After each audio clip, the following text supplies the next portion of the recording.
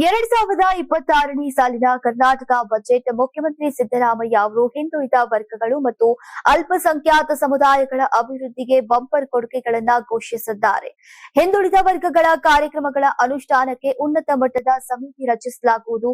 ಅಲೆಮಾರಿ ಮತ್ತು ಅರೆ ಅಲೆಮಾರಿ ಜನಾಂಗಗಳ ವಿದ್ಯಾರ್ಥಿಗಳಿಗೆ ಸ್ನಾತಕೋತ್ತರ ವ್ಯಾಸಂಗಕ್ಕೆ ಸೌಲಭ್ಯಗಳನ್ನು ವಿಸ್ತರಿಸಲಾಗುವುದು ಅಂತ ತಿಳಿಸಿದ್ದಾರೆ.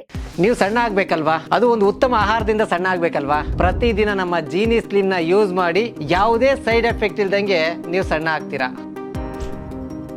ಅಲ್ಪಸಂಖ್ಯಾತ ಕಲ್ಯಾಣಕ್ಕಾಗಿ ಹೊಸ ವಿದ್ಯಾರ್ಥಿ ನಿಲಯಗಳು, ಸಂತ ಶಿಶುನಾಳ ಶರೀಫರ ಹೆಸರಿನಲ್ಲಿ 10 ಹೊಸ ವಸತಿ ಶಾಲೆಗಳು ಮತ್ತು ಮೌಲಾನಾ ಆಜಾದ್ ಮಾದರಿ ಶಾಲೆಗಳ ಉನ್ನತೀಕರಣಕ್ಕೆ ಒತ್ತು ನೀಡಲಾಗಿದೆ.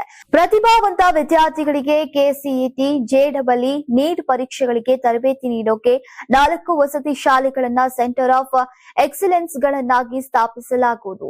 ಜೈನ, ಬೌದ್ಧ, ಸಿಖ್ ಸಮುದಾಯಗಳ ಅಭಿವೃದ್ಧಿಗೆ 100 ಕೋಟಿ ರೂಪಾಯಿ ಮತ್ತು ಬೌದ್ಧ ಧರ್ಮಾಚಾರಿಗಳಿಗೆ ಮಾಸಿಕ 6,000 ರೂಪಾಯಿ ಗೌರವ ಧನವನ್ನ ನೀಡಲಾಗುವುದು. ಇನ್ನು ನಿರುದ್ಯೋಗಿ ಯುವಕರಿಗೆ fast food truck, mobile kitchen ಸೌಲಭ್ಯಗಳಿಗೆ ಸಹಾಯಧನ ಹಾಗೂ ಮಹಿಳಾ ಸ್ವಸಹಾಯ ಗುಂಪುಗಳಿಗೆ ಉತ್ತೇಜನ ನೀಡಲಾಗುವುದು.